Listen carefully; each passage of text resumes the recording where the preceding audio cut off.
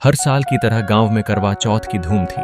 औरतें नए कपड़ों में, माथे पर बिंदिया, हाथों में मेहंदी और मांग में गहरा सिंदूर भरकर मंदिर जा रही थीं। लेकिन इस साल का करवा चौथ उस गांव की औरतों के लिए डर की रात बन गया। पूजा के दौरान एक औरत अचानक गिर पड़ी और उसकी मांग से धुआं उठ रहा था। सभी हैरान थे। जब पोस्टमार्टम हुआ तो सामने आया उसके सिंदूर में जानलेवा जहर था। पर सवाल ये था, उस जहर भरे सिंदूर को उसकी मांग तक किसने पहुंचाया और क्यों? गांव सोनगढ़ की गलियों में शोर था। औरतें हंसी मजाक कर रही थीं, बच्चे फुलझड़ियां चला रहे थे और घरों में करवा चौथ की थाली सज रही थी। रीमा गांव की सबसे सुंदर औरतों में मानी जाती थी। उसका पति रवि शहर में नौकरी करता था, लेकिन हर त्योहार पर घर आता था। रीमा और रवि की जोड़ी गांव में मिसाल मानी जाती थी। इस बार भी रवि आया था। रीमा बहुत खुश थी। उसने सबसे महंगे कपड़े पहने, माथे पर बड़ी बिंदियां लगाई और अपनी मां की दी हुई सिंदूर की डिब्बी से मांग भरी, उसी डिब्बी से जिसने उसकी जिंदगी का आखिरी निशान छोड़ना था। शाम को सब औरतें मंदिर पहुंची। पूजा चल रही थी। रीमा सबसे आगे बैठी थी। उसकी मांग में सिंदूर चमक रहा था। जैसे ही चांद दिखा, सबने छलनी से अपने पतियों को देखा।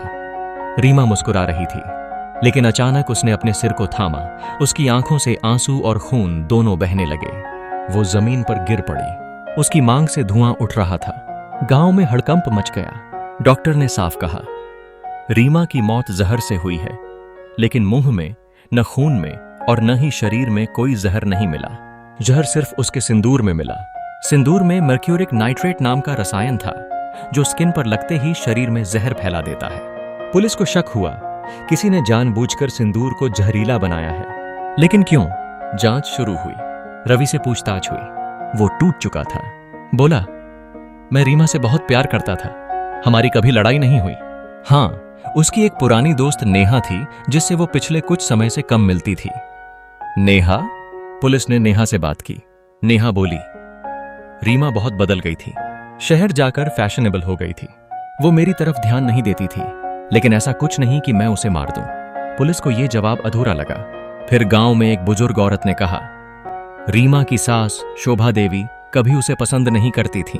उन्हें लगता था कि रीमा उनके बेटे को कंट्रोल करती है।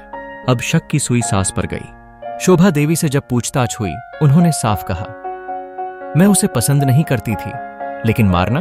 मैं अपनी बहू को क्यों मारूंगी? वो मेरे बेटे की बीवी थी। पुलिस को रीमा की ड्रेसिंग टेबल से सिंदूर की डिब्बी मिली।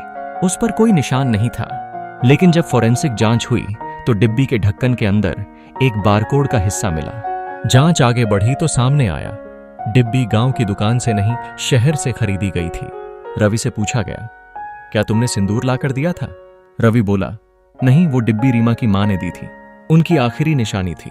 पुलिस अब रीमा के मायके गई। रीमा की मां का देहांत हो चुका था, लेकिन उसके पिता जीवित थे। रीमा के पिता ने चौंकाने वाली बात बताई। वो सिंदूर की डिब्बी रीमा की मां की नहीं थी। दरअसल कुछ दिन पहले कोई महिला वो डिब्बी रीमा को देने आई थी, ये कहकर कि ये उसकी मां की आखिरी निशानी है। वो औरत कौन थी, ये हमें नहीं पता। पुलिस ने गांव में उस महिला की खोज शुरू की और 3 दिन बाद पता चला, वो महिला नेहा की मौसी थी।